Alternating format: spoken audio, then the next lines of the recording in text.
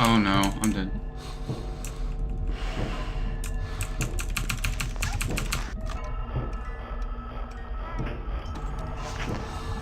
How am I still alive?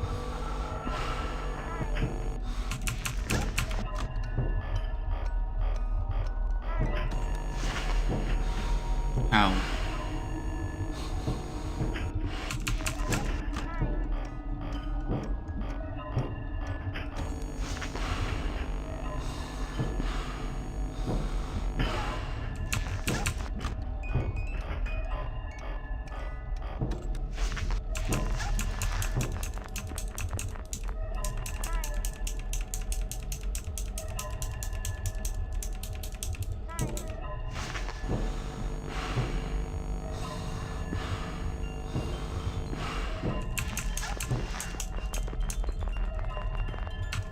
Go figure.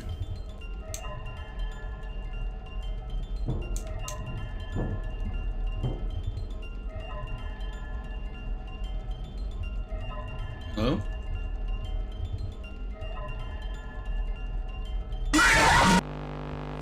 Hit for 2 a.m.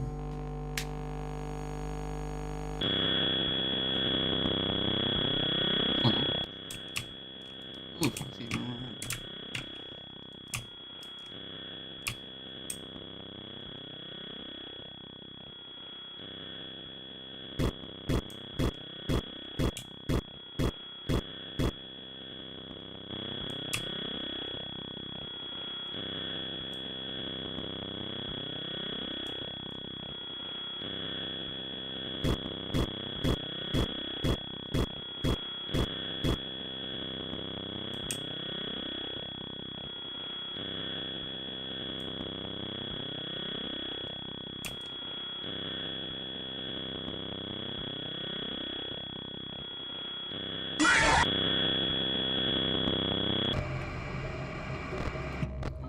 Did it?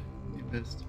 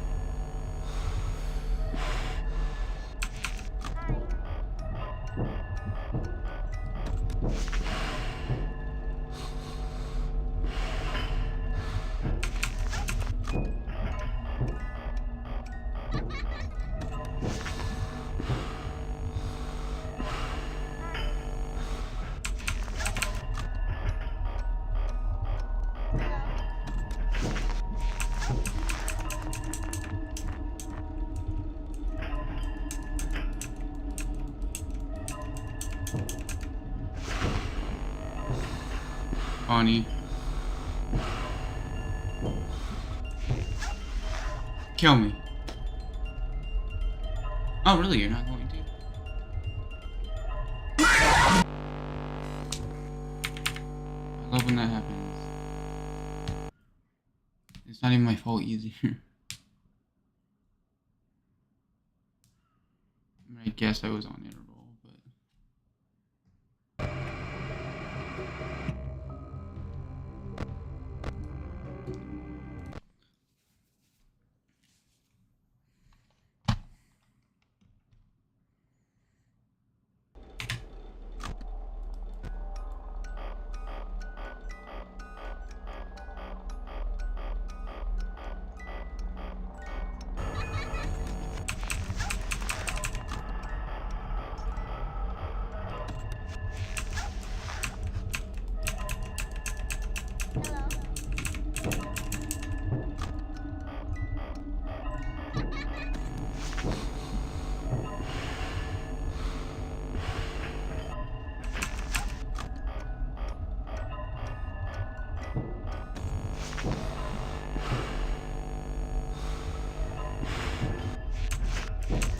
I think I died.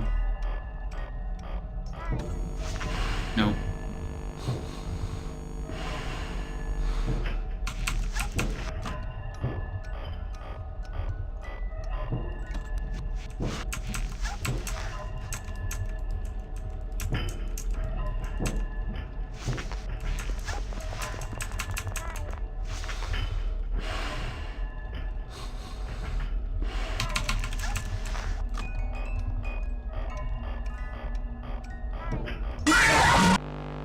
I got rid of you. I literally waited a full 5 seconds.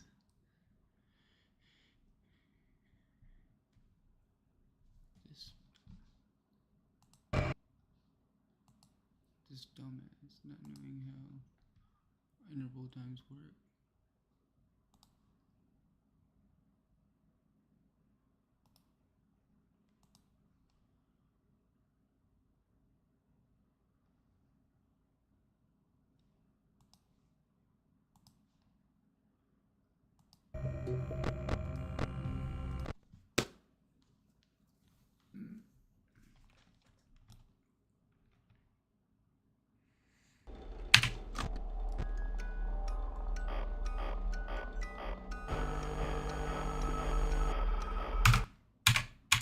I'm gonna try again because that's a whole second off and that is not going to work.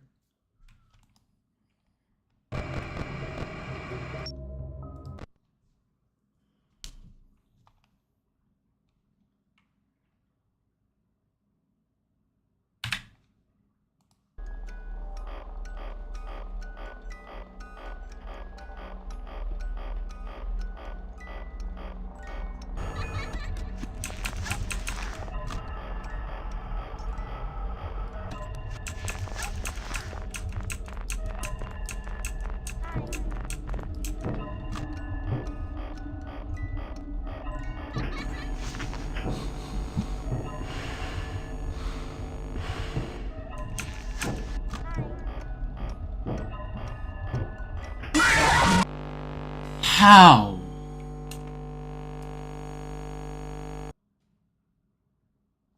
I'm actually about to have to watch this back. That's not possible. Movement chance is used like every other game. Here it affects Bonnie, Chica, and Foxy, but not Freddy. Similar to how Foxy was in previous games, Freddy is going to be a major nuisance for us here.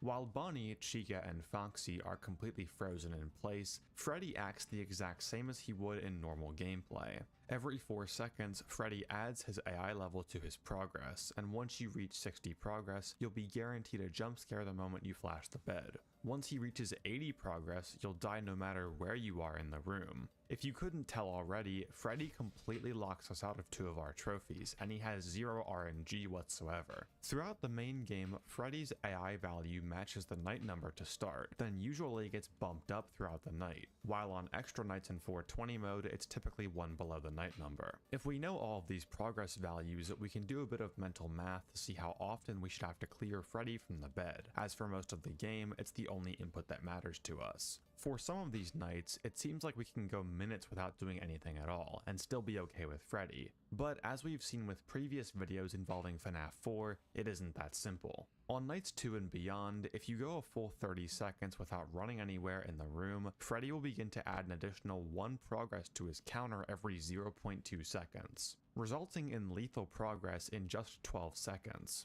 This means that for night 1, we can legitimately stay idle for a full 4 minutes and beat the night in 2 inputs, 1 to turn to the bed and 1 to flash around 4:30. But for every night beyond that, we're going to have to commit extra precious inputs to ensuring this additional progress check is never switched on. Going into night 2, I had a simple strategy. Right before every 30-second interval, run to the closet, wait 30 more seconds, then run back. And it was going well, until somehow this happened.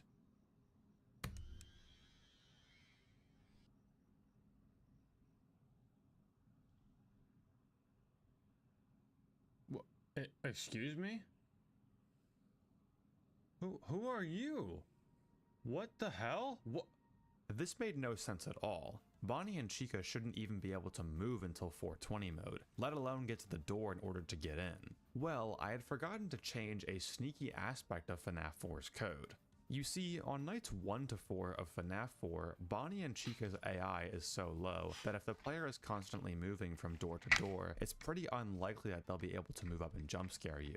This lulls you into a false sense of security on early nights, conditioning you to flash the doors so that way you won't even have to listen for breathing at all. As if you're fast enough, Bonnie and Chica won't even get to your doors. But on a random hour from 2 to 5 AM for Bonnie and 3 to 5 AM for Chica, they'll teleport to your door, usually catching the flashlight happy player off guard for a good scare. I had forgotten to account for this, and if coded in properly, this shouldn't be an issue. I just had to do a bit more work in order to keep Bonnie and Chica away from the doors at all costs. Initially, I had Bonnie and Chica set such that they would always fail their movement opportunities no matter what. But if they teleport to a door like they did in this run, well, they're just gonna sit there since they can't move. And once they've been sitting there for 20 minus the night number seconds, they'll jump scare you when you turn around from the bed. Unlike most other FNAF games, Bonnie and Chica can leave the doors in FNAF 4 without you manually clearing them from the doors, which is why it's possible to beat FNAF 4 without using the doors at all. On 10-second intervals, if Bonnie and Chica are at a door and they succeed in their movement opportunity, they'll move back into the hallway. So in our case, Bonnie and Chica will always choose their latest possible hour to teleport to a door. Then they'll always succeed in their first movement to move back into the hallway, remaining there for the rest of the night. With that out of the way, it was back to the puzzle of FNAF 4. In order to beat each night with the minimum inputs required, FNAF 4 began to turn into a complex puzzle of interval alignments and stalling. I started to make some spreadsheets for calculations in order to map out a night before I even tried to go into it, and I also began to find out some crucial details about these weird edge cases in FNAF 4. The first of which is optimizing the idle timer. Ideally, we'd want to spend 30 full seconds at the bed, then 30 full seconds at the closet, clicking to move on the last possible frame to minimize inputs. However, the way that this idle check works makes this a bit difficult. You see, the way the game checks if you've moved in FNAF 4 is through an animation called Carpet Run. This animation is set the moment you click to start running somewhere in the room, but from what I can tell, it doesn't stay set during the entire animation. This means that when you click, Freddy's counter will reset back to 0, but during the running animation to your destination, the counter is still counting up instead of remaining at 0 until we get there, desyncing the idle time timer with our perceived time on our timer. If we try to do the same thing again, going from the closet back to the bed, leaving at 59 seconds, the desynced idle check timer will reach 30, and Freddy's AFK penalty will activate, ruining our strategy. To account for the animation duration and a little bit of human error, I instead chose to move between the bed and the closet on 27 to 29 second intervals, ensuring that even with possible 1 second desyncs, our timer will never reach 30 to activate Freddy's penalty. The difficulty then comes in trying to figure out when the best time to flash Freddy is. Ideally, we want to push Freddy as close to 60 progress as we possibly can, then keep him stalled for as long as we can to reduce flashing inputs. So I used my spreadsheet to list out every 4-second interval throughout the night. Then, based on Freddy's AI level for that night, I calculated which 4-second interval Freddy will reach 60 progress at. Then I subtracted 1 from that number, and that's when we'll have to flash Freddy. Though we don't want to just clear the Freddles then turn back around. Instead, we should stretch out how long we can keep Freddy at 0 progress before letting go and registering our input. There's a common misconception that if you stare at the bed for 15 seconds, Foxy will force turn and jump scare you. However, Foxy's timer here is cumulative, and only begins when you have the flashlight on. Otherwise, our strategy of staring at the bed for 6 minutes straight wouldn't have worked back in night 1. This means that we can flash the bed for a maximum of 15 seconds. And since we started flashing between 1:59 and 2 minutes, we know that the counter will be at 1 at 2, 2 at 2:01, and so on. Reach your impossible, Lenovo Legion. Now's the time for a great deal on a new Honda. From the Kelley Blue Book. Since Freddy only progresses on 4-second intervals, we can add 14 to 2, then floor the calculation to the nearest 4-second interval. In this specific example on night 2, this saves 3 progression intervals and 6 progress over just clearing the Freddles and instantly turning. And as more and more flashes are required as Freddy's AI level gets higher and higher, this will save more inputs overall. This strategy resulted in 18 inputs for night 2, and subsequent nights resulting in even more, with FNAF 4 being far and away the most demanding of the main games thus far. Thankfully, the final boss of FNAF 4, Fredbear, and Nightmare by extension, is considerably easier to deal with. Fredbear is meant to embody all the base FNAF 4 animatronics, taking aspects from each of them and combining it into one character, but that also means he's prone to all of their weaknesses. For one, Fredbear's AI is only 12 on night 5, so he won't ever have a chance to move normally, making approaching us from the hallways impossible for him. His only other means of getting into our room is through his teleportation and laughing. This is done through 2 separate 30-second timers connected to the bed and the closet respectively, and our RNG powers can't do anything to stop these timers from counting up. However, once they reach 30, Fredbear and Nightmare always have a 1 in 2 chance to follow through with their laugh and teleport, meaning our RNG powers stop them in their tracks. And Fredbear is completely frozen in the center living room for the entirety of night 5. Unfortunately, he isn't completely input free. Like Freddy, Fredbear also has an idle check. Instead of progressing ridiculously fast, however, he just straight up kills you. This timer is also 25 seconds instead of 30, so we're going to have to run on 24-second intervals instead. Despite this idle timer being shorter, the lack of Freddles to flash resulted in drastically less inputs for night 5 compared to the rest of the main nights. But FNAF 4 doesn't end here. What about the rest of the game? Well, the puzzle was about to get much more intricate. I was really intending to make this video as a kind of break video to give myself more time to attempt some really hard challenges, specifically Hopeless Pursuit No Power Generator release version. And if you're a new viewer that just came to this channel from this video, that probably sounds like complete gibberish to you, and that's okay. Point is, it's super hard and requires a lot of time. But for what was supposed to be a free video, I was not anticipating mapping out and testing these nights to take as much time as it did. FNAF 4 has 4 additional nights, all of which follow the same pattern. The first 4 hours feature the main cast, and the last 2 hours are another showdown against Fredbear or Nightmare.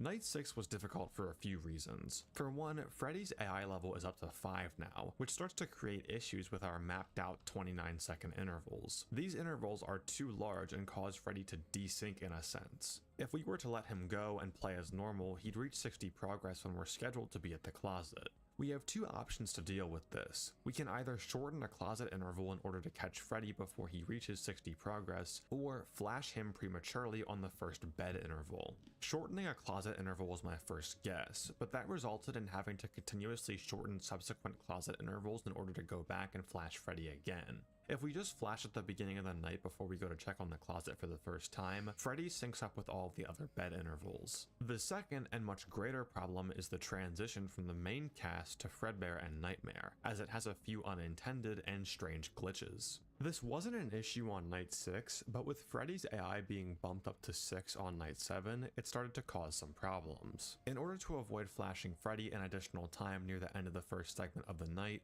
we push him beyond 60 progress, guaranteeing a death assuming we flash the bed. But remember, if we don't flash the bed, Freddy can't jump scare us anywhere else until he reaches 80 progress. And right now, Freddy's progress was set to reach 80 exactly on the 4-minute mark, and we had to hope that the game would act in our favor. So I'll ask you, what do you think will happen? Either A, Freddy's jump scare triggers before Fredbear appears and we die, or B, Freddy is deleted with the rest of the main cast and we are left unscathed. Well, the answer is neither. What? Does it carry over? No. Somehow, Freddy did get deleted, but Nightmare took over his role and jump scared us anyway. How?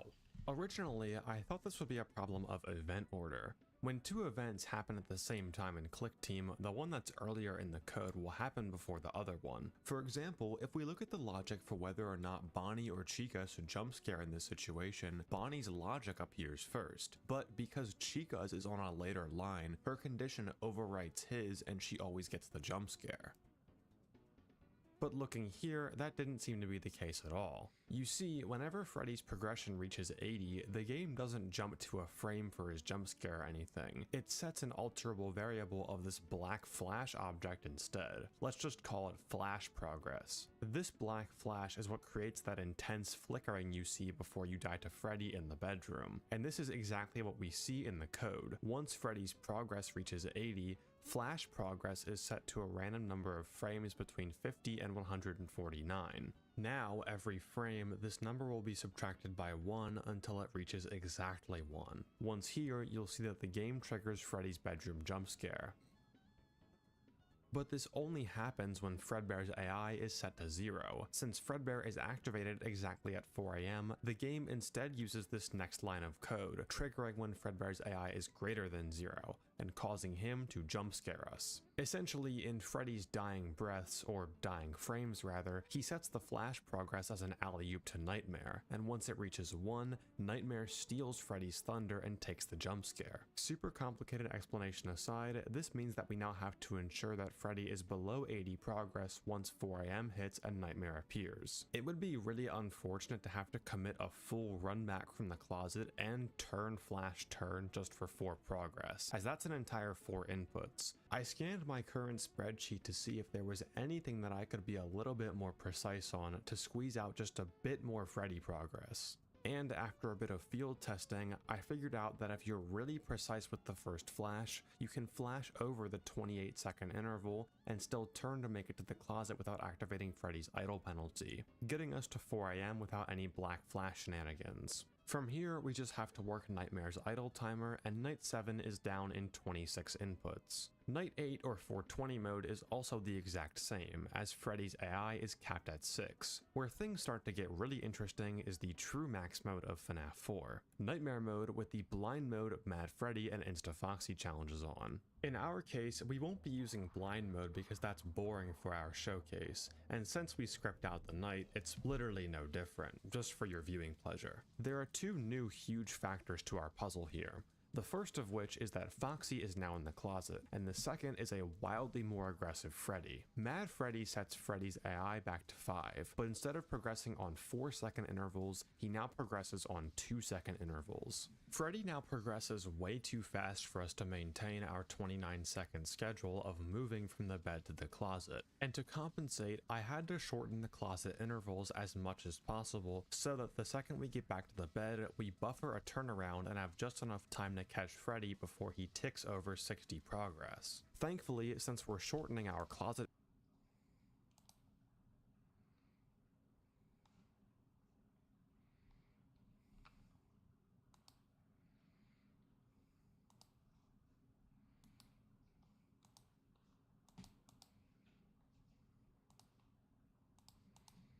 intervals, flashing Freddy syncs up with the start of the bed interval, meaning we can still hold our flashlight on for 14 seconds to stall out Freddy. But what about Foxy? Foxy does add some inputs to our counter, but didn't become a real problem until the transition to Nightmare's portion of the night. Unlike Freddy, we aren't required to turn around, flash, and turn back around with Foxy. We just have to press one button once we arrive at the closet. So Foxy is way less input demanding than Freddy, but it was still important to strategize exactly when we have to close the closet doors, and like how we are with Freddy, maximize those closes. Foxy's progress is similar to Freddy's. Instead of 60 being his kill stage, it's 10, and he adds 1 progress every 5 seconds to his counter. However, Foxy can be stalled a lot harder than Freddy can, as unlike Freddy's guaranteed kill at 80 progress, Foxy doesn't have this. His jumpscare animation is only triggered once he's at 10 progress and you run back from the closet, run back from a door, or turn around from the bed. Meaning, even if he's at full progress, he's powerless to move. If we just stand in the center of our bedroom or run up to his closet doors, he's unable to jump scare. When the closet doors are closed, he'll subtract 1 progress every second. This lines up nicely with our first closet interval, so we'll just keep the doors shut the whole time that we're here. And at 1:30, you can see our Foxy stalling trick in action.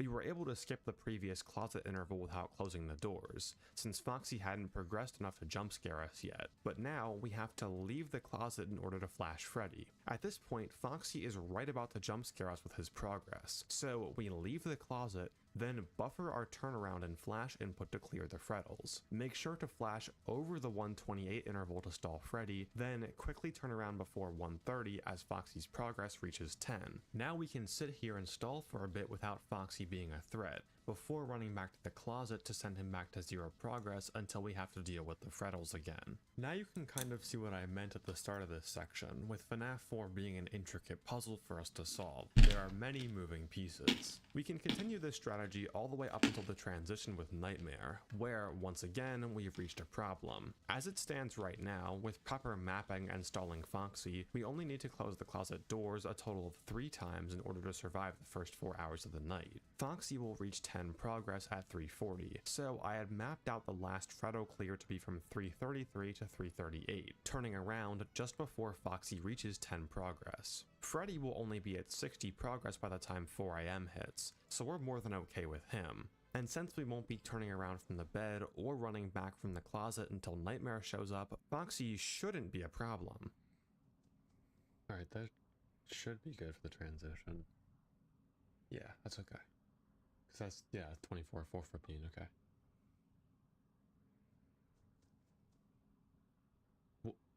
Love Roblox? Earn Roblox digital gift cards with Microsoft Rewards. Bro. He's not there. Dude, no, he... What? Oh. Oh my god, I forgot about that, bro. That was in the It's Taken video. Shit. No, can we even get around that? Because even if you go to a door, you're still... Shit, bro. I think that's an extra input. Oh, it sucks. No, dude. Unfortunately, a glitch in FNAF 4 allows Foxy to reappear just to jump scare you even if Nightmare is currently active. You see, once Foxy's progress reaches 10, a counter called Foxy Got You is set to 1. Nothing can reset this counter back to 0 unless Foxy's progress is set below 10. So, even if we watch Foxy vanish before our very eyes, he can still reappear to jump scare us right afterwards. Unfortunately, unlike Freddy's Black Flash, there was no way to optimize Foxy out of this one. We stall him for far too long at the end of 4 AM that we're forced to commit an extra closet close to Foxy, using 4 closes total throughout the night. The rest of the night is the same as usual with Fredbear or Nightmare. Even though Nightmare is now always moving at 20 AI, he's too stupid to ever move into the halls, so the only thing that we have to worry about is the idle timer. This allows us to finally finish FNAF 4, with a total input count of 43 for Nightmare, Mad Freddy, Insta-Foxy. This puts FNAF 4 at far and away the most input demanding game we've seen thus far. Sister Location is by far the most expansive game in the series, so let's see how Sister Location stacks up against the rest of the games with the best possible luck.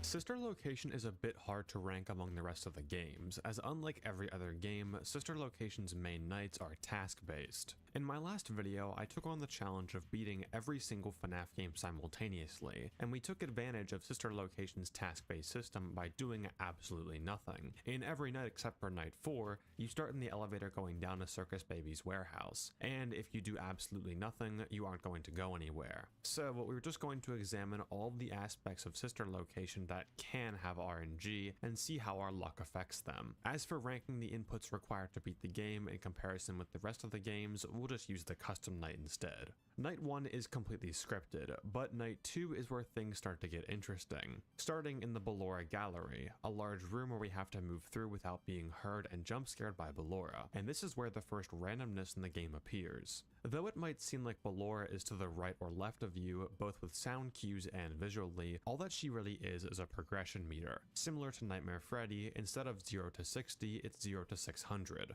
Where the RNG comes in is how Ballora decides to move towards you. On every 2-second interval, as long as the W key is not currently being held down, Ballora rolls a random number called moving between 0 and 2 inclusively. Depending on what this value is, Ballora will be more aggressive in how much progress she wants to add when you're moving, and how much she wants to subtract when you're not. If she rolls a 0, she won't progress towards you at all, even if you're sprinting through her room. And if she already happens to be progressed a bit, she'll subtract 1 from her progression every 0.03 seconds that you aren't holding W. If she rolls a 1, she can still subtract progress at a rate of 1 per every 0.03 seconds when W is not held, but now she'll add 1 progress every 0.1 second interval if you're holding W.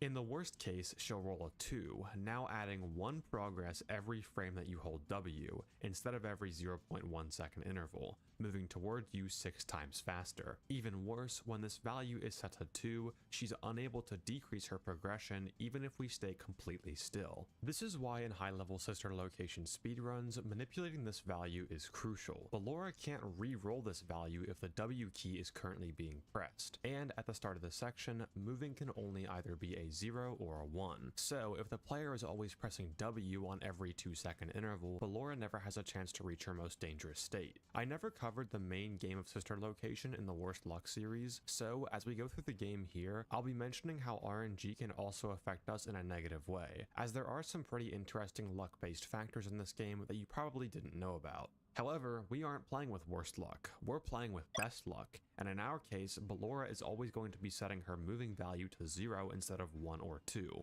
Though, this doesn't mean that we can sprint straight to the end of the room. There are still some additional factors we have to look out for. If we hold W for 5 seconds straight, moving will be automatically set to 2, and since the value of moving can't be re-rolled unless we let go of W and pass over a 2-second interval, we'll quickly meet our demise by just holding the W key. Instead, run forward for about 4.5 seconds, then quickly let go and repress the W key in order to avoid the penalty for running for 5 seconds. We can do this all the way up until Ballora's silhouette appears in front of us, which is scripted to happen once we reach a certain point in the room. When she's on the right side of us, moving is automatically set to 2 and she'll begin adding 2 to her progress every frame, even if we aren't moving. Thankfully, when Ballora is in front of us, she's not able to jump scare us. which doesn't really make any sense, but hey, that's fine by me. Her progression can go above 600 here, and as long as it isn't above 600 when she leaves the screen, we'll be okay. Once she's on the left half of the screen, moving is set to 1 and she'll decrease her progression by 1 every frame. So we stay here until we're just under 600, then make a break for it by repressing W every 4.5 seconds or so, allowing us to finish the Ballora Gallery in around 50 seconds. Completing the Ballora Gallery puts us in Funtime Freddy's Breaker Room, one of the most endurance-based and stressful sections in the game, in which you have to hold down and reset the power in 7 different areas of the building. However, its only lethal threat is completely dependent on luck. In most FNAF games, the general way that movement is handled is that horror trope of seeing something standing in front of you, then when you look away, it's suddenly gone, or has suddenly appeared. If you're fast enough, this movement system isn't always perfect and loses some of its realism, but generally it works pretty well. In the Breaker Room, you would expect Funtime Freddy to start moving towards you whenever you pull up the maintenance panel to start resetting areas, but he actually won't move at all. Funtime Freddy will only progress if 3 conditions are met. You're currently resetting an area, a 2-second interval just passed, and he hits a 50% chance to progress. So even in normal gameplay, as long as you avoid resetting over 2-second intervals, Funtime Freddy is powerless to move at all. But in our case, we can't even make him move, making it completely impossible to die in this section. Ballora isn't present in our return trip to the hub, even though voice lines will play indicating that she is. If your basement walls are peeling, that is not appealing. So this is water damage, Yes, man? sir. That's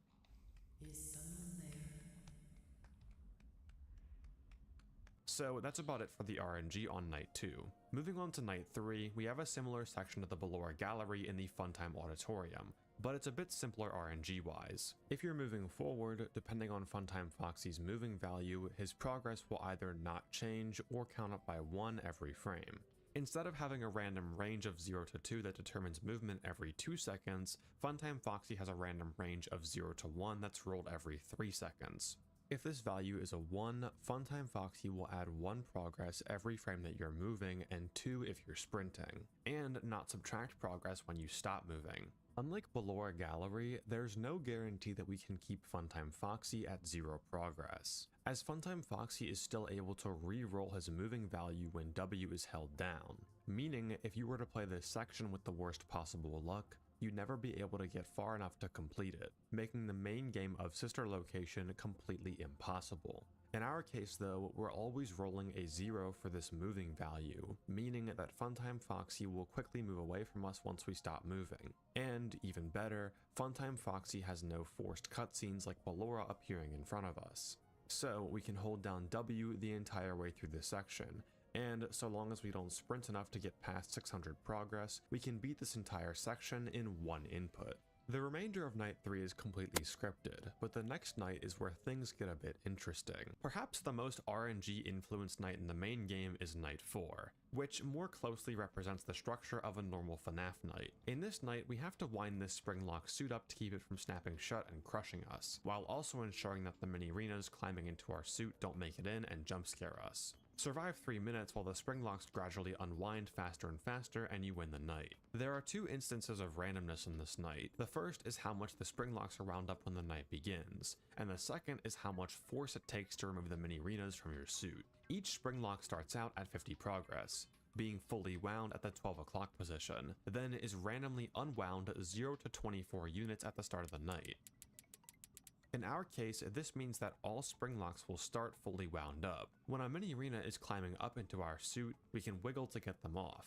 Each time that you wiggle, the mini-Renas are randomly unstuck by 1 or 2. Once their unstuck value reaches 4 or more, they'll fall down. So in our case, we only have to wiggle twice in order to unstick a mini-Rena. While this does make the night a lot easier, the general gameplay of Night 4 is almost the exact same as with any other RNG scheme. So while it is interesting to see how much slower you can play and still win, there's no real measurable statistic like inputs that we can track here. And that's pretty much all the luck that there is in the main game of Sister Location. Night 5 is completely scripted aside from the keypad sequence with Baby, which in our case she'll repeat the same number 10 times in a row. Man, that would have been really nice last video.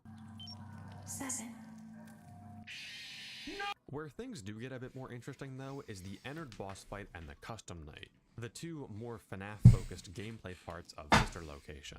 These nights are known for being some of the fairest and best designed nights in the mainline FNAF series. Where other games rely super heavily on RNG for difficulty, Sister Location is praised for a fun balance between randomness and skill. Even with the worst possible luck, Sister Location's max mode was a unique challenge that I'd say was the most entertaining portion of that whole series for me. So, if these nights aren't that luck-based, what do we have to gain with the best possible luck? Starting off with the Ennard boss fight, Ennard will slowly have movement opportunities more and more frequently throughout the entire night. However, his chance to succeed on these movement opportunities is always a flat 50%, meaning, in our case, Ennard will stay completely still the entire night, giving this boss fight an automatic golden trophy. Now, the question is, are we able to even lose to Ennard? Well, we have no way to lure him into our office, but we do have power in this night. I shut all of the doors and opened up the cameras to see what would happen when the power ran out. But powering out in Sister Location isn't like how it is in FNAF 1, where an entire scripted sequence starts the moment you run out of power. Instead, the night continues, but regardless of what hour it is, Ennard's movement intervals will accelerate to 50% every half second in order to punish the player and ensure they don't last too long while the power is out. But we are no ordinary player, and surprisingly, the Ennard Knight earns Sister Location a full platinum trophy. As with the best possible luck, it is completely impossible to lose. However, that's only one sub-night of Sister Location. What about the true max mode of this game? Golden Freddy mode in the Sister Location custom night. Well, most of the characters in this night do have a high chance to appear and attack on 1020 mode. Funtime Freddy, Yendo, Bonnet, Bidybab, Lolbit, and Minirena 2 all have a flat chance to appear based on their AI values, either on some interval or when the cameras are dropped, meaning with our luck, these characters might as well not exist. This leaves Ballora, Electrobab, the Minirenas, and Funtime Foxy. Ballora will always succeed on her movements, but has choices she can make in her pathing towards our office represented by this directed graph. Similar to Ennard, she gets faster as the night goes on, but with our luck, she'll always trap herself in a cycle. With Electrobab, the Minirenas, and Funtime Foxy though, we aren't so lucky. Electrobab and the Minirenas are both camera characters, draining your resources of power and oxygen respectively if you don't shock them. However, they aren't directly lethal, as neither directly kill you. But Funtime Foxy is lethal, and we have no way to stop him with pure luck. Unlike Foxy in FNAF 1, Funtime Foxy doesn't use any kind of movement opportunities.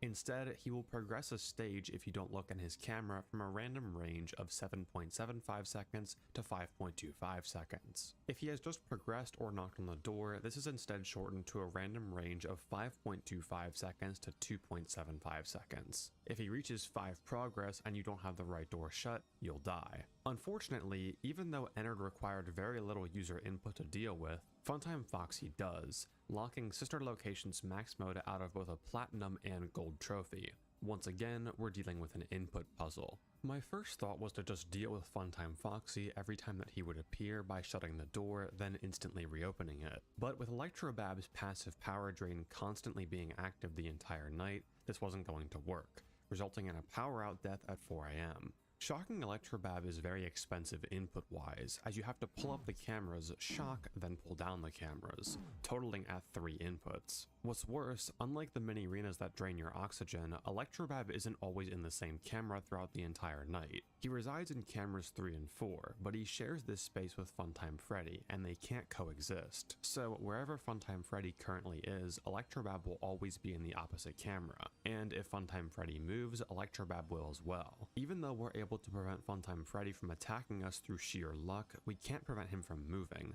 which will happen every 30 minus AI seconds. This means that even if we shock the current Electrobab, we'd have to click for another additional input in order to shock the next one. However, this ends up spending way more inputs than I think is necessary, and I was beginning to think of a strategy that might be able to completely remove all camera switches in order to shock Electrobab. You see, we have a huge advantage in dealing with Electrobab, in that his power drainage isn't cumulative. Once he shows up, you have 301 frames to shock him before he drains 1% of your power. This means that we could wait 300 frames before shocking Electrobab to stall him for as long as possible and face no penalty for it. Since this video isn't really a challenge and more of a puzzle and theoretical demonstration of what could happen, I decided to quickly mod in some counters for both Electrobab and Funtime Foxy, representing Electrobab's 301 frame counter and Funtime Foxy's stage and progress towards the next stage. From here, I began attempting to stall Electrobab for as long as possible. This usually resulted in Electrobab draining around 1% of power per appearance, as if he appeared when Funtime Freddy was on our selected camera, there really wasn't much we could do except wait.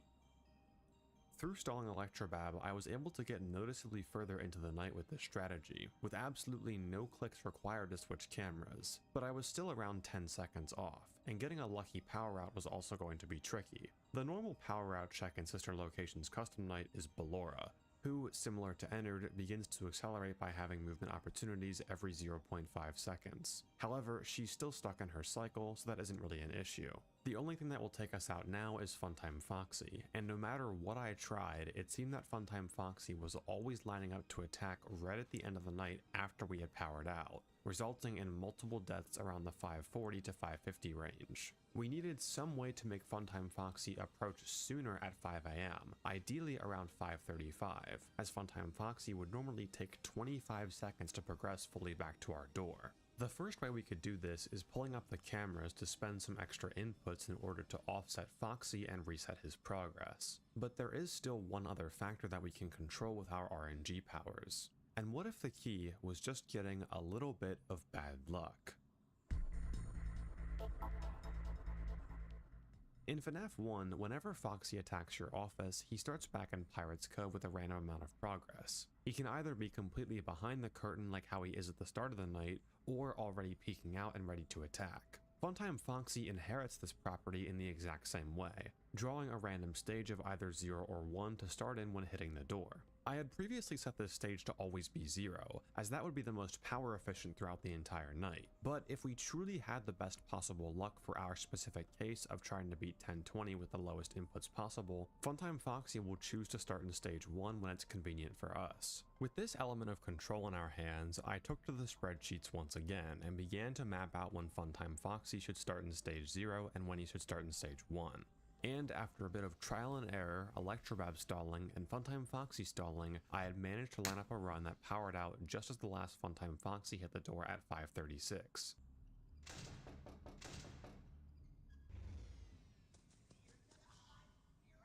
I think that makes it. The average text takes 5 seconds to send. At 55 miles. Jeez. That took a lot of time, dude. And a lot of math. But that is indeed possible. You can just not never switch cameras and be okay if you stall properly. It's me. Beating 1020 without any extra clicks or camera switches beyond the very first one in the night, bringing Sister Location's total input count for 1020 mode to 79 inputs, by far our most expensive mode yet. In my theoretical demonstration, I had first calculated 80 inputs, but then realized that I wasted an input at the very end by opening the door for Funtime Foxy when I didn't have to, so really the theoretical limit for lowest inputs is 79. Regardless, this is by far the most inputs we've had to use, and it seems that this is keeping the trend of games that are more luck-based requiring less inputs to complete. FNAF 2, 4, and Sister Location were all games that were possible with the worst possible luck, and yet they've all had very high required input counts to complete. Now, moving on to arguably the most luck-based game in the series, even more so than FNAF 3, how does FNAF 6 fare with the best possible luck?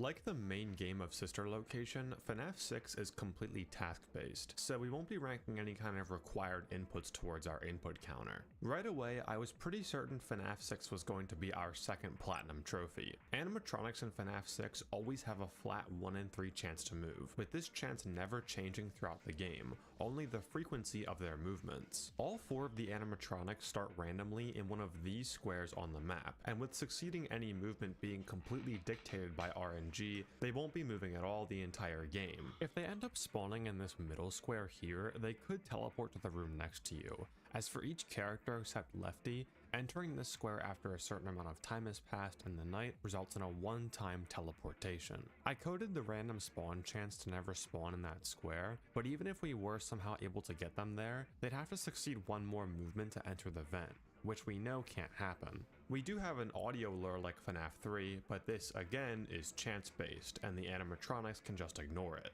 However, unlike every other game in the series, FNAF 6 offers a different way for you to lose. If you reach 120 degrees in the office, you black out and lose. Unfortunately for us, not only are the animatronics completely governed by luck, so is the temperature system. In normal gameplay, you can turn certain tools on or off to increase the chance or frequency of temperature increasing or decreasing. Even with the worst luck, when the fan is on, the temperature cannot increase. So you might think that when the terminal is on, a computer that, heats up the room, and the silent ventilation and fan are off, that the temperature would be guaranteed to increase. But this isn't the case. The temperature is just very likely to increase, with a 50% chance to do so every half second. This means that in FNAF 6, there's functionally no way for us to lose here. No matter what we do, there's no way for us to get animatronics close enough to us to do anything, and even if we could, they'd never be able to hear us. We also have no way to raise the temperature in order to black out. As far as the main night sections are concerned, FNAF 6 earns us our second platinum trophy, but that isn't the only gameplay section where we have potential to lose. At the end of each night, we have the option to salvage animatronics for some extra cash. Boiling this minigame down, like many others, it's just a progress bar, where if the animatronic gets too angry at you for playing the quote-unquote audio response tapes, you'll get jump scared.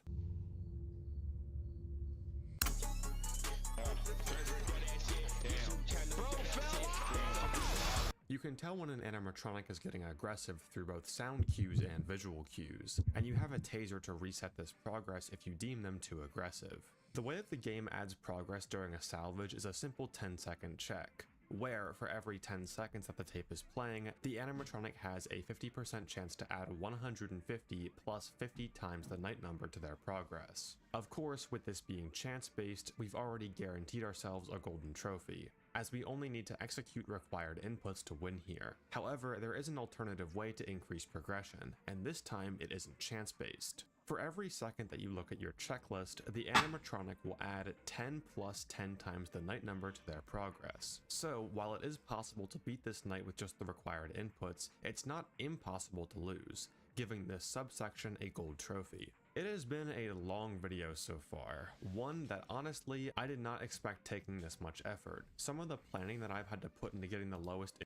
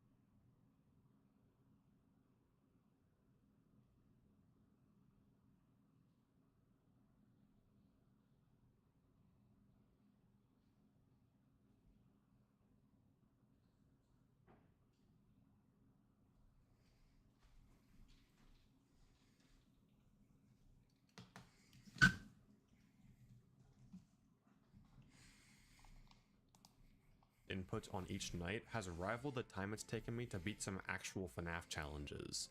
But now, we only have one game left, and oh man, it might be the most complex one yet. Let's see if it's possible to lose an Ultimate Custom Night with the best possible luck.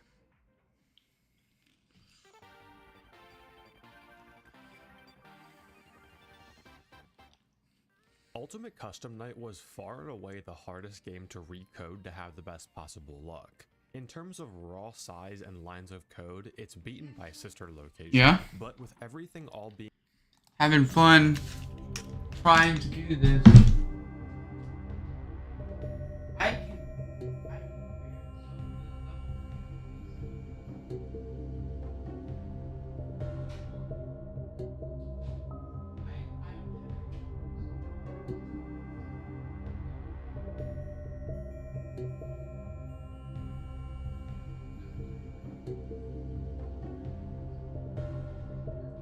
Take a little break real quick.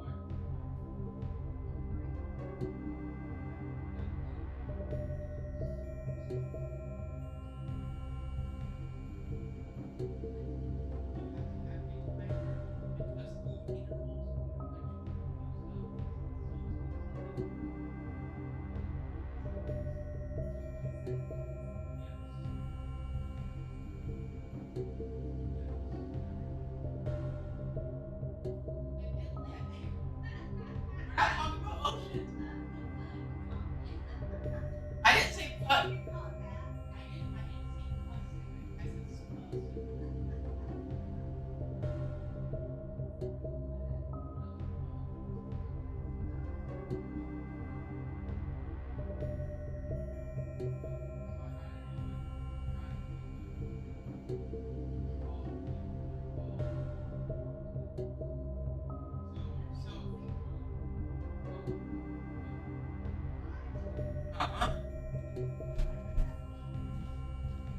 Oh, the other parts in the series is even worse. First one?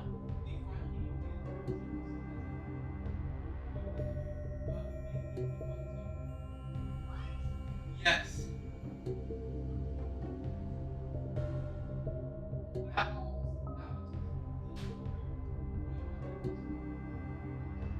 Because I've spent enough time that I know.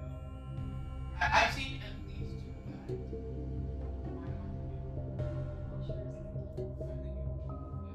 I'll be able to beat it.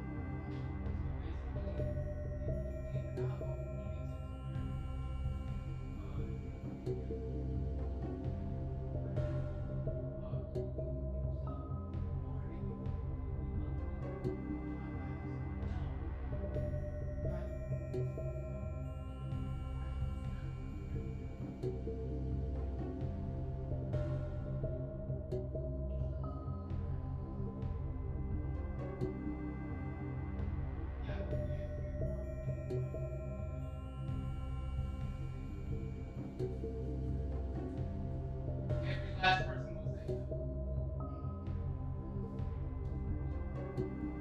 I have a little bit.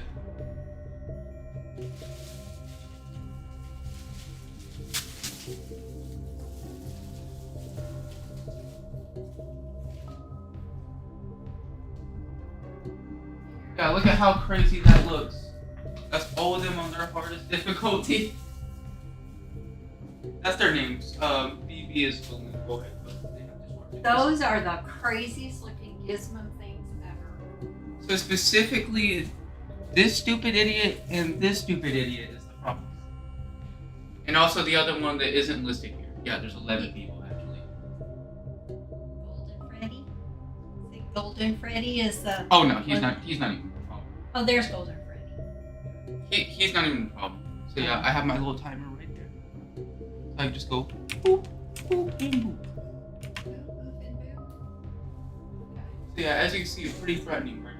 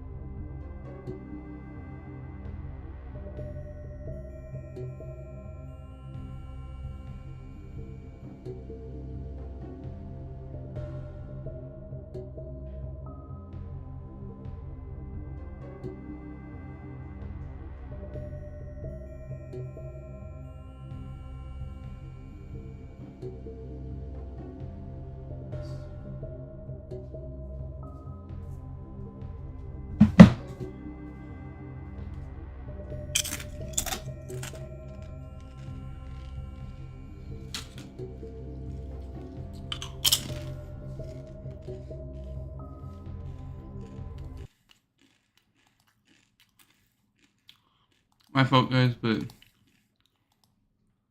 it's really hard max mode, and I'm still learning. Being jammed into one frame of about 1,300 lines of code, things got pretty complicated pretty quick.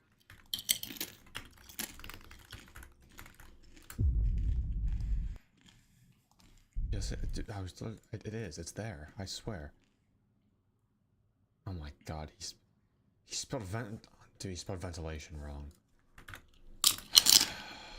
There is a lot that our RNG powers can do in UCN, and I think out of all of the games that we've covered so far, the solutions that I've had to come up with in this game are the most intricate. Unlike every other FNAF game, especially the earlier ones, Ultimate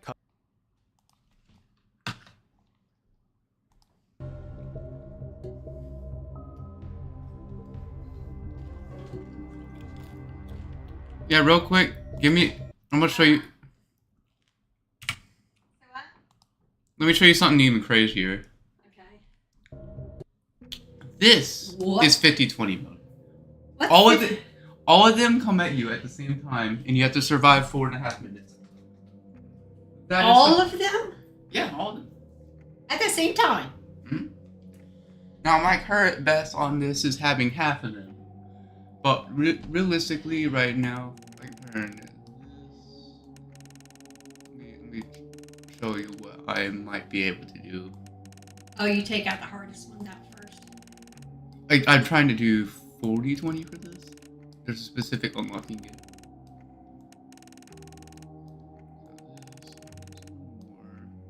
What's so? Oh yeah. That is what I can try and do. Go for it if you think you can do it. Look, so see, I need to get 8,000 points to unlock that. Now I'm not doing that right now because I still gotta do the other one, the 10-20 one. This. Oh, so basically within the first 30 seconds of the night.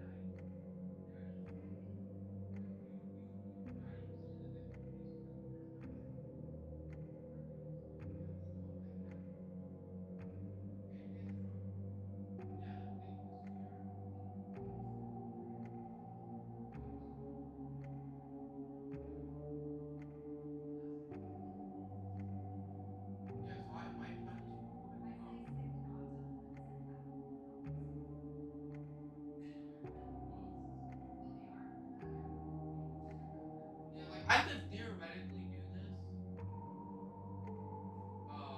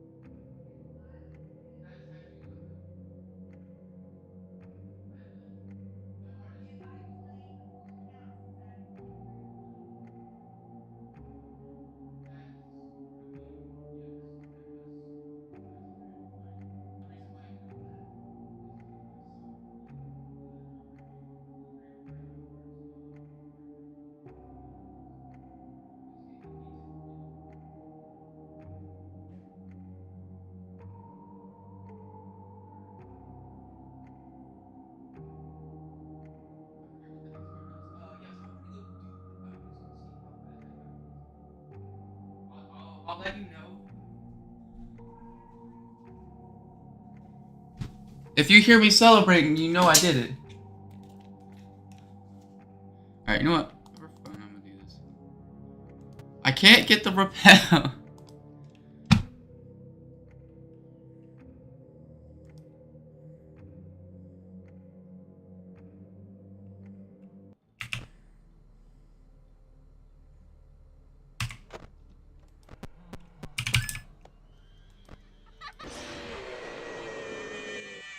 I lasted 8 seconds.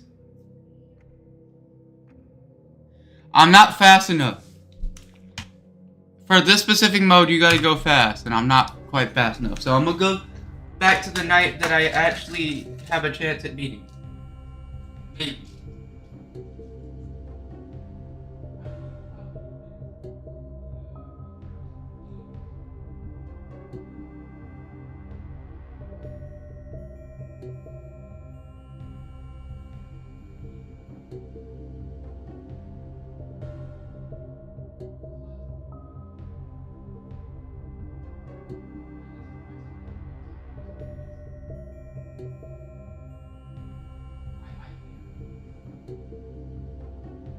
Takes a lot, though.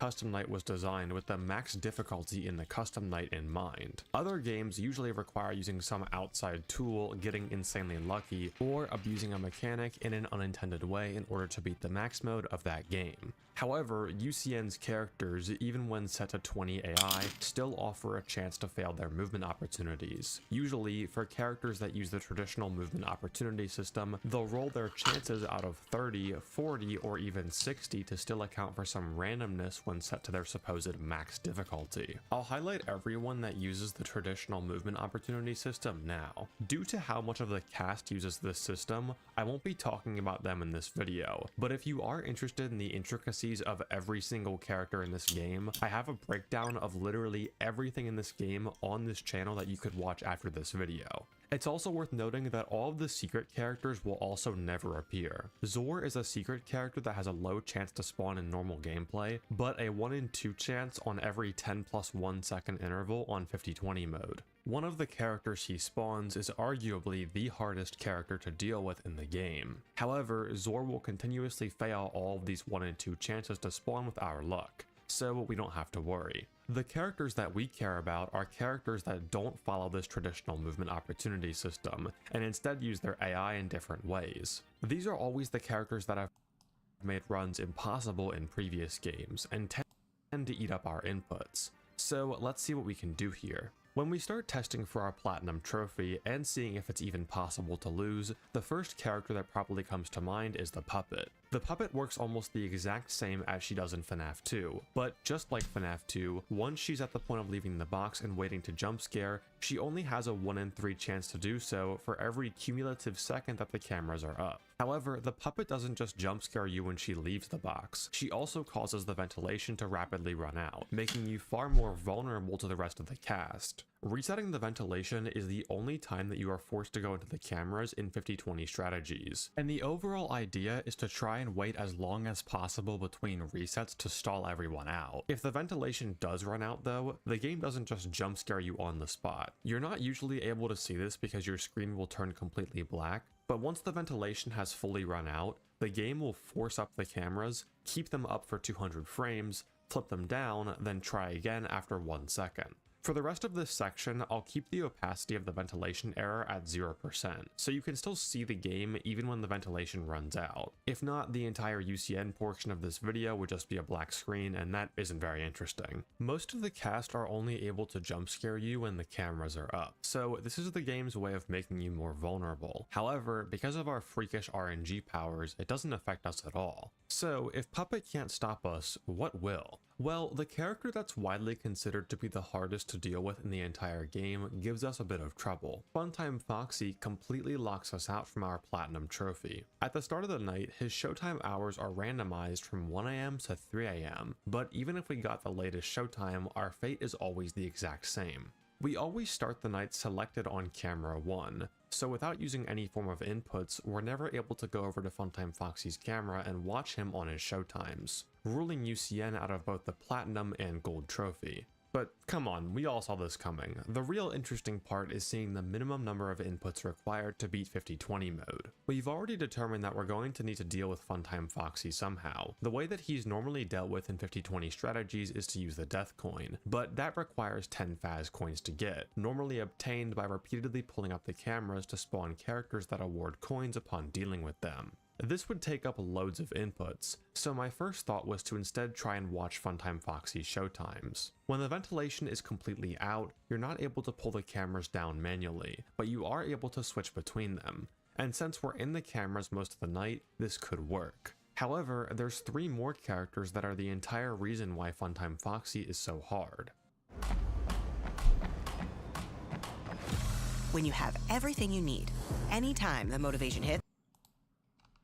The plushie animatronics. Plushie animatronics require you to buy their plushies in the prize corner within 15 seconds of them spawning in order to satisfy them and keep you safe, which would force us to go off of Funtime Cove and also somehow get a ton of Faz coins. Normal 50-20 strategies deal with the plushie characters through cam stalling, in which keeping a camera selected prevents an animatronic from jump scaring you or entering the office. Since all of the plushies are on cam 2 and Funtime Foxy is on cam 6, you can kinda see what the problem is here. No matter what, we're going to have to get rid of one of the two, and Funtime Foxy is cheaper. This still doesn't solve the problem of Faz coins, but with our luck, we can definitely make stacking coins very input efficient. Speedrunning is one of the most common ways that games have been perfected.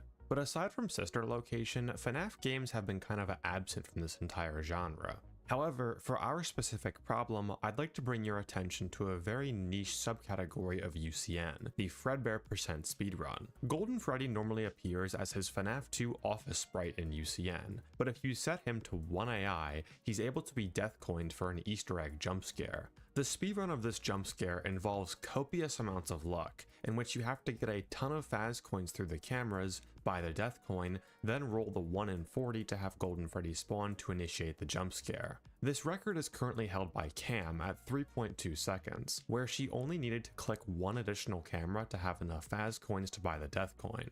On each camera, there are 11 possible positions where Faz coins can spawn, but each individual Faz coin only has a 1 in 20 chance of appearing. This means that the chance of Cam's first camera having this many Faz coins was a whopping 0.011%.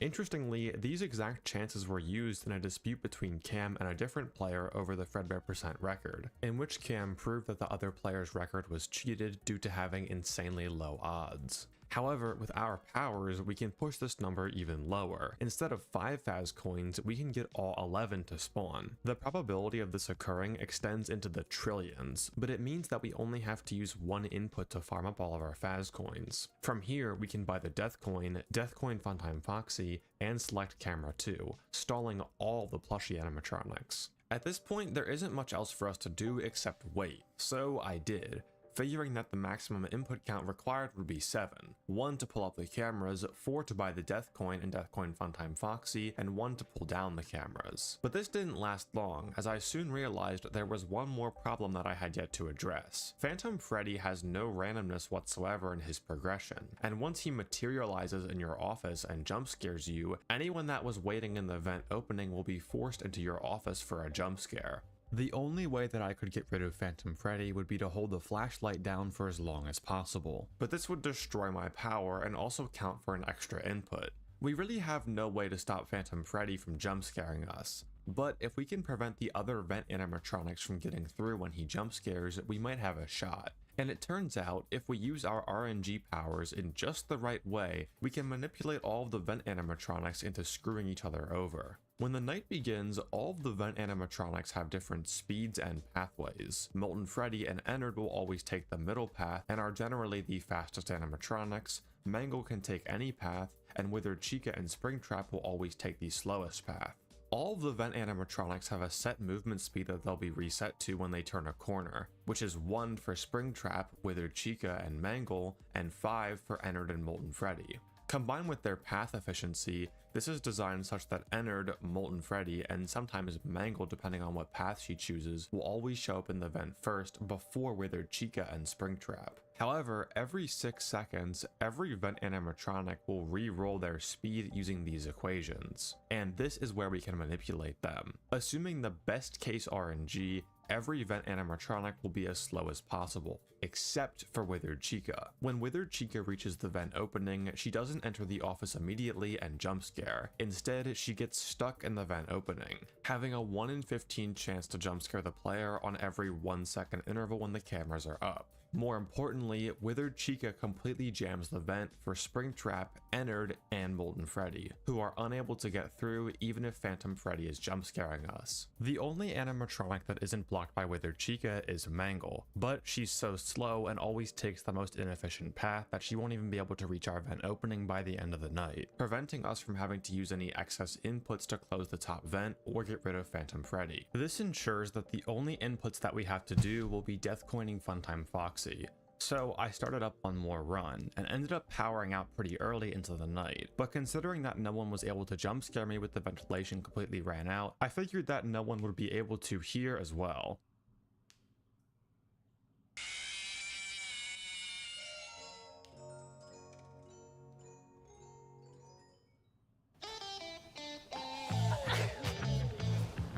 Right now.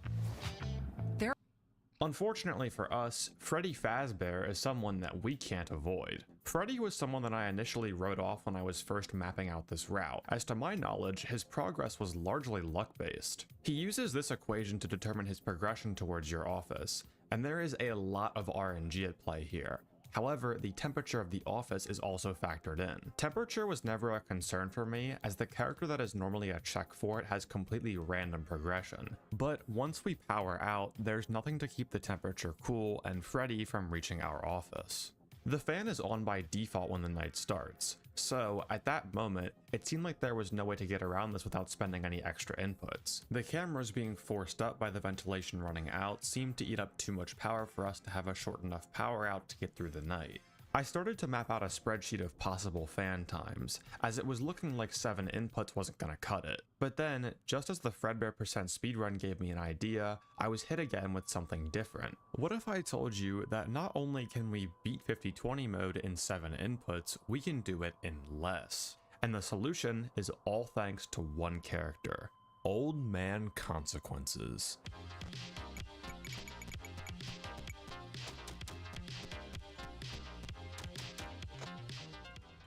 Old Man Consequences is a very forgettable character in Ultimate Custom Night. You just have to press C to play his minigame or he locks your cameras for a short duration of time. But for some players, Old Man Consequences is one of the most important characters in the game. There's an entire sub-community of UCN that's dedicated to pushing the AIs for the game as high as they can possibly go beyond 50/20. The first major jump in high AIs was from 50/40 to 50/50, as this was when Old Man Consequences would lock the cameras right as he appeared. In even higher AIs, if the player ran out of ventilation at the end of a run, I noticed that even though the cameras were supposed to be pulled up from the ventilation being 0, none of the characters that were ready to kill would do so.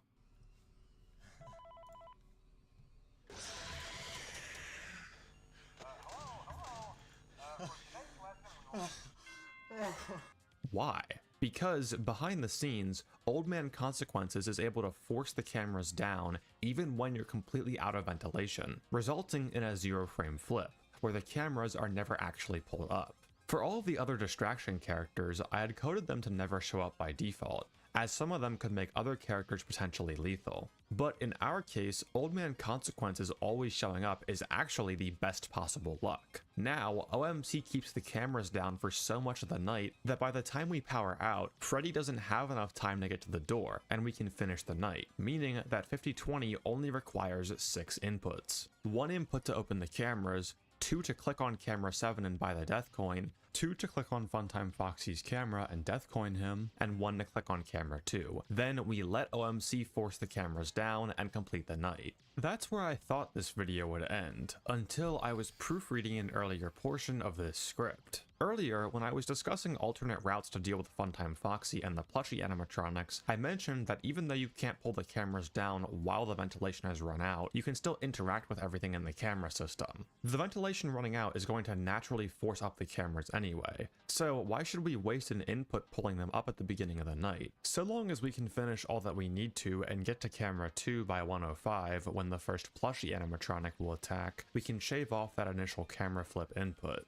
And it turns out, if you're fast enough with your mouse movement, you can do all of the inputs that we need to while the cameras are being forced up and down, bringing the final 50/20 input count down to 5. Along with seeing what the minimum input count for 50/20 is, I also wanted to test what roster you can get a gold and platinum trophy with. In order to win by doing absolutely nothing, we're going to need to turn off everyone that required inputs before. So Funtime Foxy and all 3 of the plushie animatronics have to go off, giving 4620 a golden trophy. Taking this one step further and turning Freddy off, you might think that this would result in a platinum trophy. However, there is still a way to lose. There's one more character that isn't based on randomness at all. If we make a ton of noise by having the power generator on all night, Music Man will inevitably jump scare us, so he's gotta go. I thought this would be where we get our platinum trophy, but unfortunately it's not. If we place a vent snare on the right in the vent system, Withered Chica will never be able to make it to our vent opening to block it.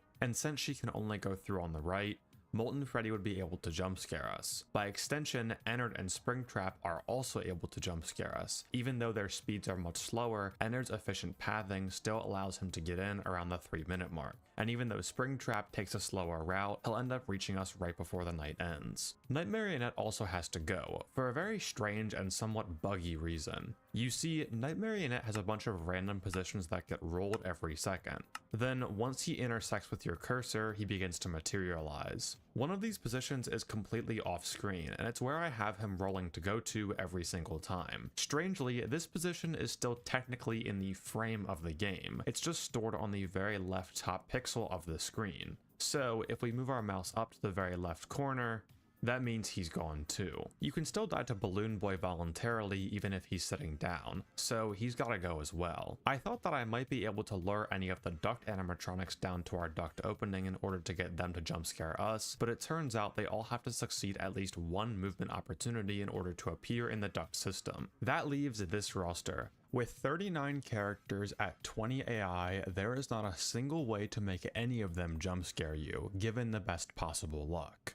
And that concludes our last game in the mainline series. Overall, the predictions seem to hold true that games that were less luck-based were going to score lower in this video. I hope you guys enjoyed this one. If I missed anything that you think could be more optimized, make sure to let me know down in the comments. This was a lot more work to put together than I initially anticipated. Don't worry, challenge videos will be back soon. In fact, if you want to have more accurate guesses on what future challenge videos might be, go check out the second channel where I post raw completions way before they get turned into videos. I just needed to do something to entertain you guys to buy me some time for other videos that are very, very hard. The skill ceiling of FNAF is rapidly expanding, and it's getting kind of hard for me to keep up with college videos and top level play.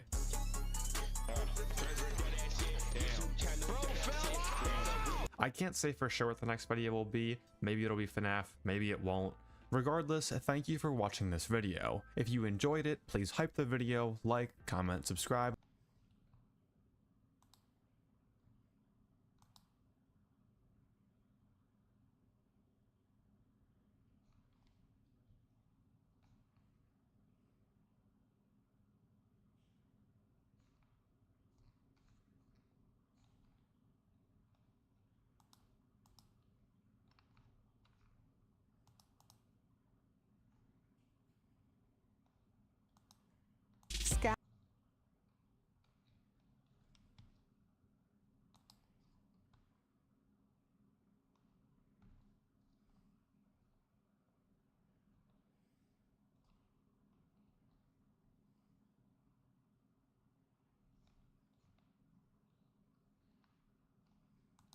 Have the best Booba Wamba podcast they've ever heard. All right, you guys ready for this? Yo, welcome.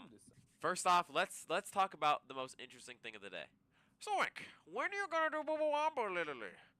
And to that I say, let's bring it back. Let's go back a second, and we're gonna start on the demon list. So if we go to Pointer Cray here, you're gonna notice a few things. Number one, Booba Wamba's at 7, and Quantus is at 6.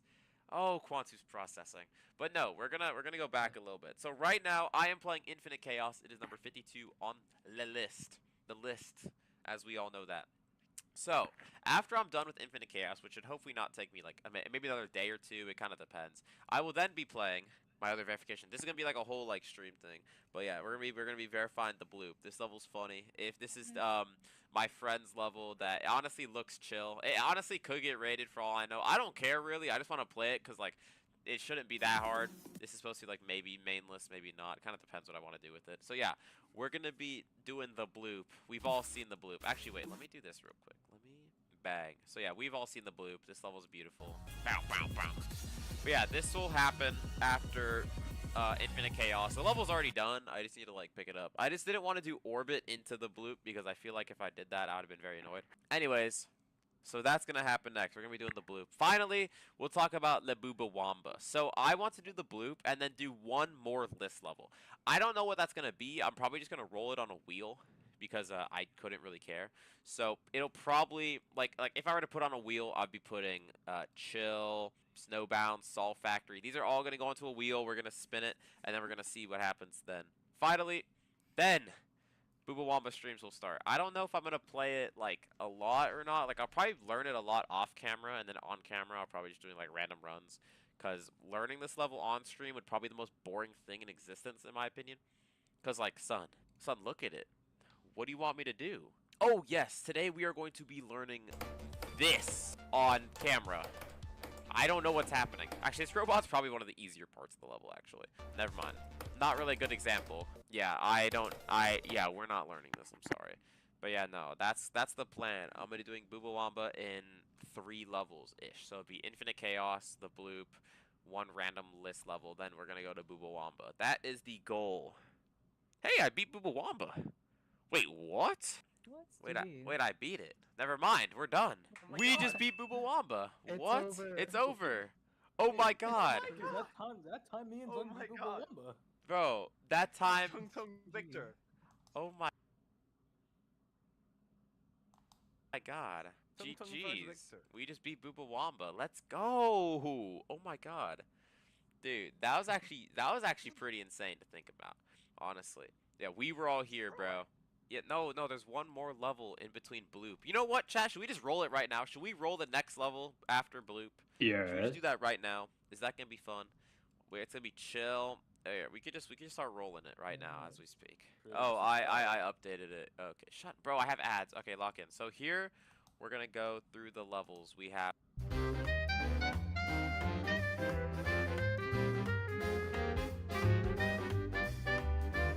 Watch this, chat. This is gonna be beautiful. Okay, here we go, bro. We're gonna instantly hop into practice. I bet this level's chill. I've heard it's good. From Le Chat. Ooh, wait. I like it. Oh, you skipped it? That's tough. Low-key, like, I just remember when Waffles made, like, very long levels. Oh my god, you have to skip these. Okay, shit. Wait, this is kind of cool. I love the aesthetic. It's so chill. What the? That? I mean, this is low-key kind of interesting. I mean, it's slow gameplay, but, like, it works. I don't know what a hitbox is here, so this is gonna be interesting to learn. How am I only at 28, bro? This level lasts so long. Actually, it is like XL. It does add up. Wait, it's sped up. Wait, this song is actually tough. What? Wave. Where do I go? That's interesting. What? Oh, you have to... Oh, that's cool. You have to click the light button thing. Is that a kitty? Hey, kitty. Wait, this is actually kind of sick. How am I only at 57? This is like weirdly hard. Oh, and it's sped up. Dude, this is so bright. Oh my god. Wait, I kind of like this though. It's a chill aesthetic. Okay. Honestly, I'm liking the gameplay here, honestly. I can work with this. I don't know what an object is anymore. Okay, so it's a little memory. Not much.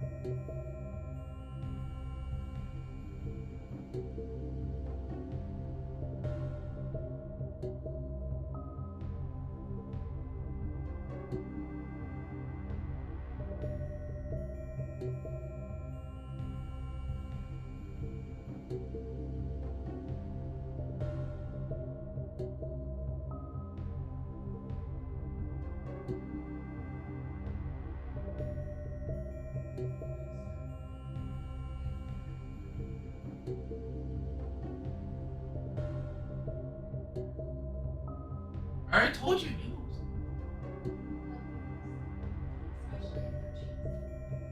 I mean, I definitely won't. I definitely won't deny. Broccoli. Put broccoli. Get some of the burger meat and put that in there too. There you go.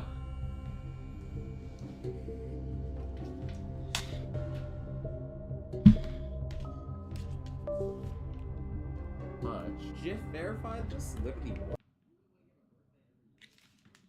Oh, of course I do. How hard is this, by the way? Does anyone know?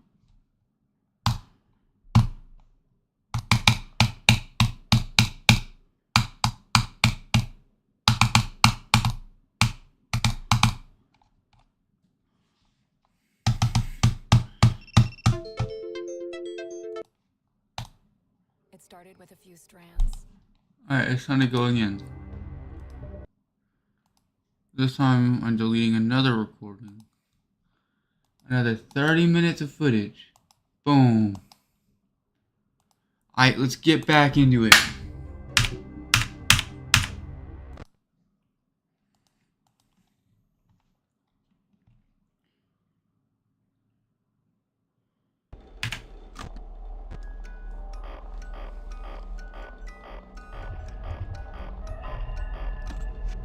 Alrighty.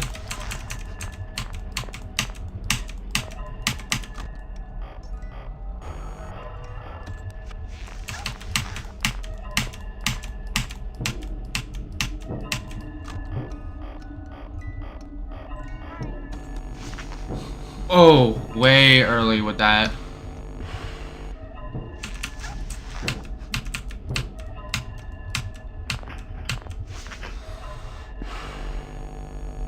Yo.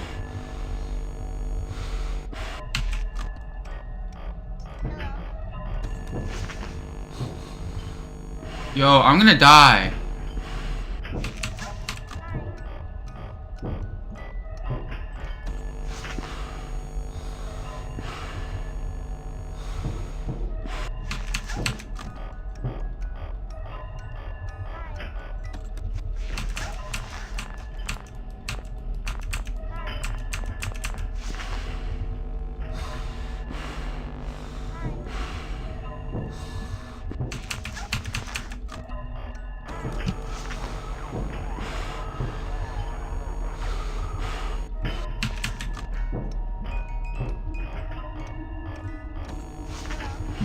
I'm not on Psycho anymore. Yep, and that happened. Yep, okay. I couldn't get back on Psycho. I didn't know.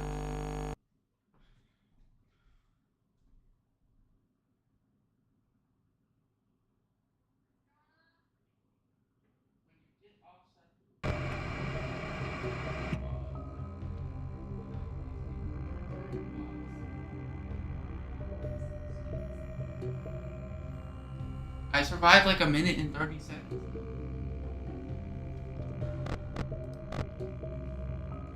It's quite hard to do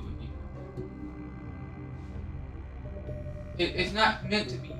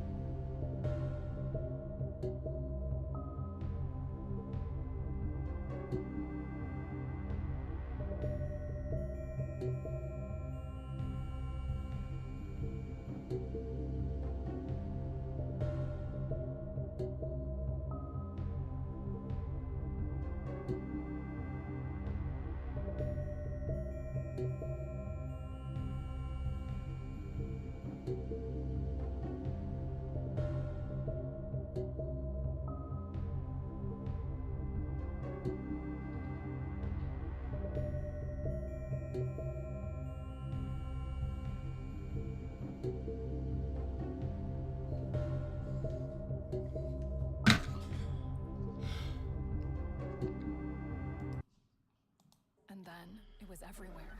Stop the shedding with Pantene Abundant and Strong System, powered by I know it's been like a year, but it's still insane to me that we thought he was untouchable. And not only was he not even legit, but we have maybe 3 to 5 players now who are way better than he was as a hacker, and he completely hails in comparison to Zoink. I'm willing to say this is the biggest hacking scandal in all of GD history. Definitely the most shocking, and it's wild to see players still trying to pull this in 2023.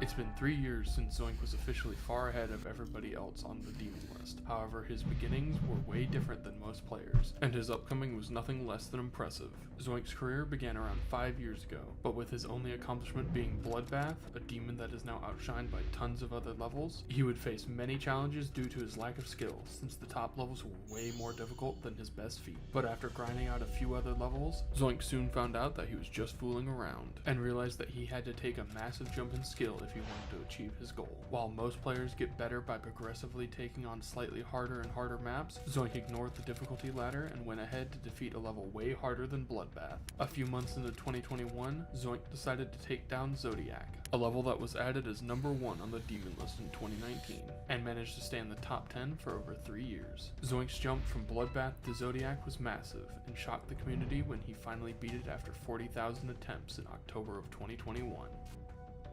I did it! I did it! Oh my god! I did it! I did it! I did it! I did it! I did it!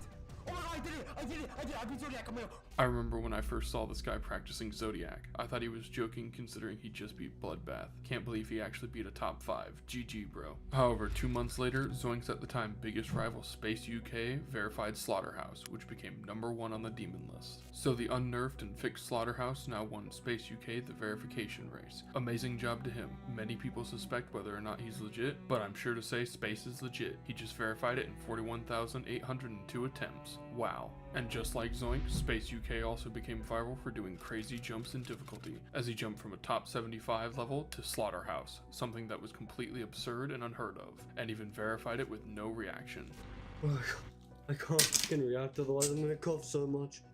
Oh my god. I don't know why, but just the fact that he's so cracked at the game makes me not like him. Soon after, Space UK was considered one of the best players in the world, with some players believing that he was already the best, since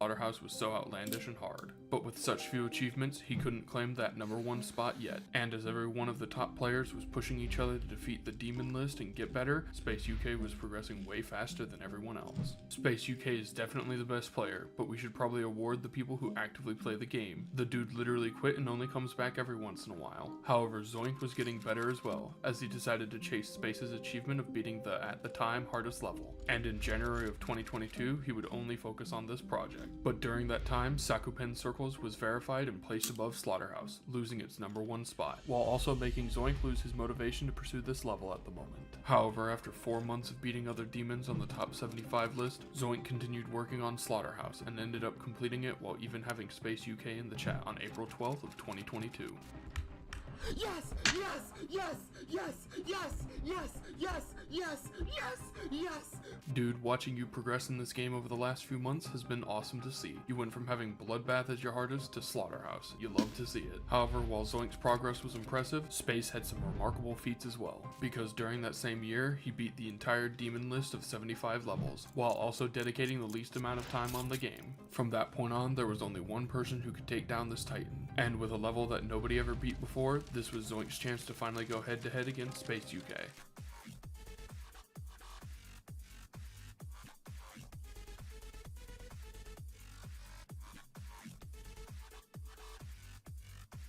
Acheron was first showcased in July of 2021. However, nobody was able to verify it because of its excruciating gameplay. And with one Alpha Helix holding the 67% record, many players felt discouraged to try. However, Zoink not only picked it up, but buffed the level and made it way harder than the original, while saying that he only buffed it for fun. But with many hours of grinding on his own version and with a 91% record, Zoink was way ahead of everyone else. However, a 96% run completely shattered his mental health, and he decided not to push through. And even though he was ahead of everyone and only needed a few more sessions, Zoink decided to shift his focus towards other demons, all while Space was still grinding on Acheron. The rest of the levels on the demon list required him very few attempts, and felt like a breeze compared to Zoink's enhanced version of Acheron, which made him significantly better at the game. And after his relaxing break from Acheron, Zoink jumped right back onto it to finally win the verification race, and after he did, Acheron became the top 1 level on the demon list.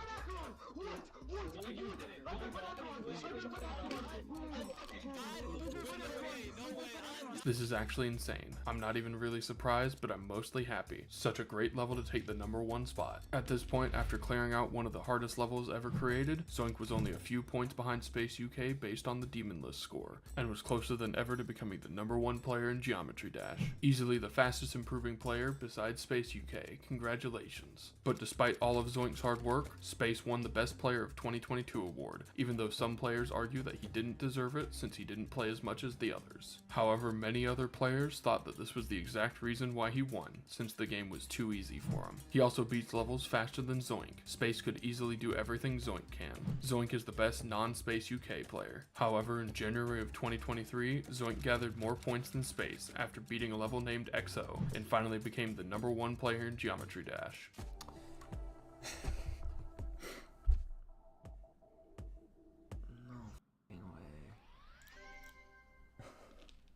But despite his grind towards the top coming to an end, the public's attention shifted towards something else, since during that time, Space UK's achievements were suddenly removed from Pointer Create's website, which had many players questioning why. And after a lot of confusion from the public, one of the moderators of the demon list named Paco uploaded a video titled Exposing Space UK on April 25th of 2023. In the video, Paco showed evidence that Space cheated, by including many clips where Space has click delay on tons of different levels, which is when the click sound doesn't match the gameplay, and is either too early or too late. The first level where Paco pointed out click delays was the top 15 level named The Hallucination, where in some attempts Space makes multiple mistakes, so with a careful listen, it's clear what's going on.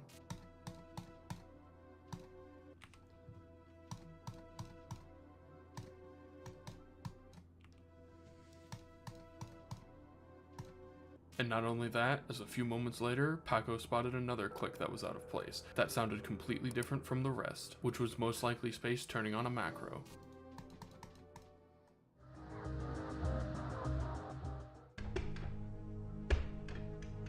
Paco's speculation makes a lot of sense, since after the strange sound, some of Space's clicks were considerably more frames off than previously.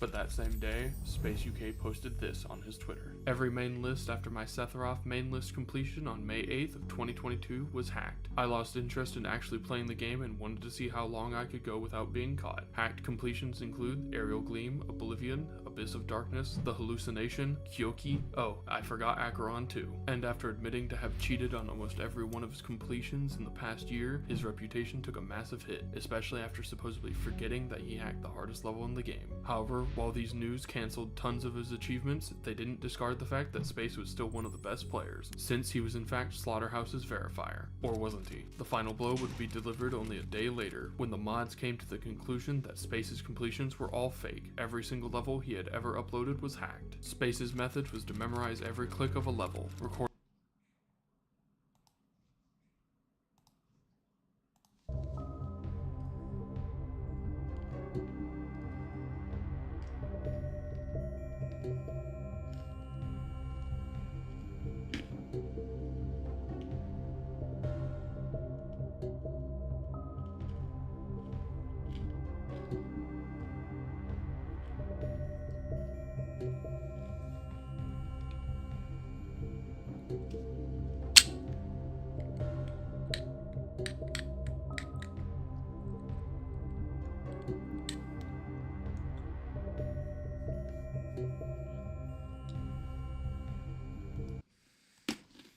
Record a macro that was enabled by a predetermined keybind, and then record himself clicking over the macro inputs while it completes the level for him. And while that method sounds very easy to get fooled by it, the mods cracked the code after paying attention to the end screen of every single level that he ever played, rather than focusing on his input delays. ZBot's developers made it so that the end screen text that says level complete is 64 pixels smaller if it was ever activated throughout the level, and it turned out that this was the only mistake that Space couldn't avoid. And while that hint from ZBot's developers sounds very easy to detect, the Demonless moderators didn't really investigate any of Space's record submissions, because of his status as the #1 player, as they probably thought that there was no way that the best player in the game was cheating. Space had carefully constructed his gameplay and personality, and was friends with most of the top players, making him even more credible, as he appeared to the community in pros as a genuine and chill guy. It wasn't about how he was playing, it was about how he treated the game, how he was so nice in the community, how he was so genuine, it seemed like.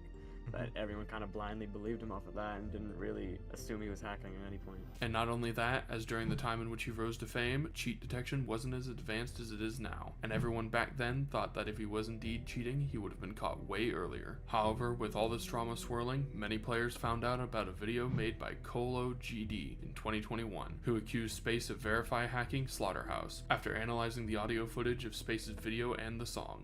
There! The kick starts before than on the original audio, so it's shifted. And as you can see, there is some strange click here. So I think it's cut. At that time, many players were arguing about that video's legitimacy, but 2 years later, Colo would turn out to actually be correct, even though most people were bashing him. I knew it was weird that someone who was only playing for 2 years immediately became the best player. It wouldn't be a reach to call this growth inhumane. But after going undetected for so long, Space did not only betray the community who welcomed him with open arms, but also stole so much attention and success from other players who truly deserved it. I respected this man so much, and I liked this guy. He was such a chill guy, and now I have to, like, you know, deal with him being a cheater. One of the players who was heavily affected by Space's actions was Doggy, since he was robbed of so many achievements, such as the very heavily affected I have to, like, Space's actions. You know, deal with him being a cheater. One of the players who was heavily affected by Space's actions was Doggy, since he was robbed of so many achievements, such as the verification of Slaughterhouse and the first victor of Acheron, since after Space was exposed, Doggy claimed all of those records, even though it didn't feel nearly as satisfying. I feel like the first emotion before being disappointed was kind of a positive emotion, because I was like, I was the first victor of Acheron, and all that effort didn't go to, you know, waste. But in the end, I was kind of disappointed in this man. And after stealing records, crushing dreams, and betraying his fanbase's trust, it was proven that in the end, Zoink was fighting and even surpassed a cheater. However, this didn't bring more attention to his name, since most players were speculating that he was probably cheating as well. The fact that Zoink beat a hacker without even knowing in the start of his run is amazing. From that point on, Zoink kept grinding, even though he was so far ahead of everyone else, and fast forward to 2026, he's now the verifier of the hardest levels in the game, and has become the face of Geometry Dash, with over 800,000 subscribers on YouTube. And not only that, as Zoink even collaborated with Jinxie, bringing even more attention to his name and towards the game, as the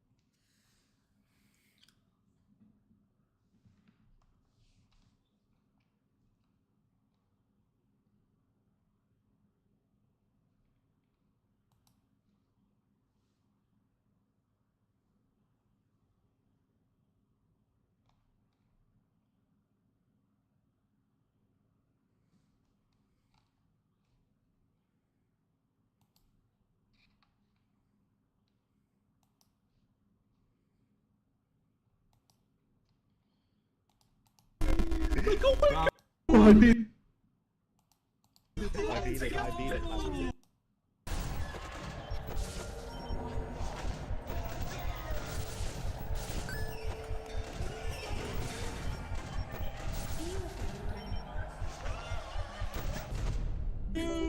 it. Oh, I beat it. I beat it. You're the king. You're the king. What's your BPM? Like, oh my god, it was. Yeah, what's the BPM? What's the BPM? Like, it was kind of hard. Like, I don't know. Like, oh my I mean, god. that shit was kind of easy. It was kind of Oh my hard. god, you're the king. Bro, like Judas Collapse. Oh my god. Like Shut up, 9999. Oh my god, oh my god. It's over 9,000. The sister Like, what? location king has done it once again. Yo, 1.7%? Is that what record?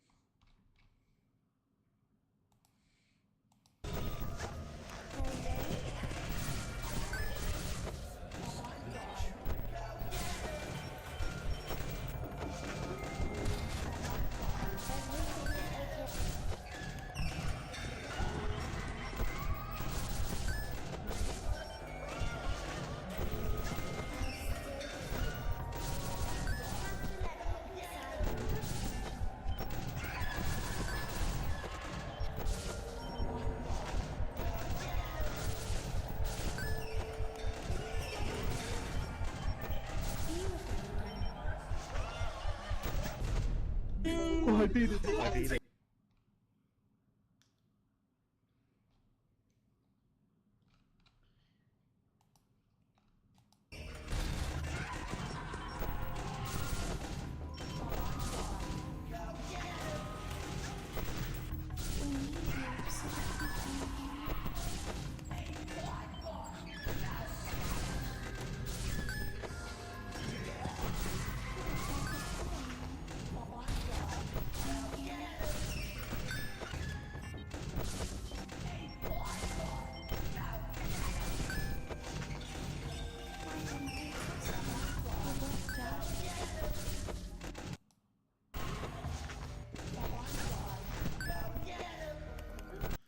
Yeah, no, I can take a break. I just died for like.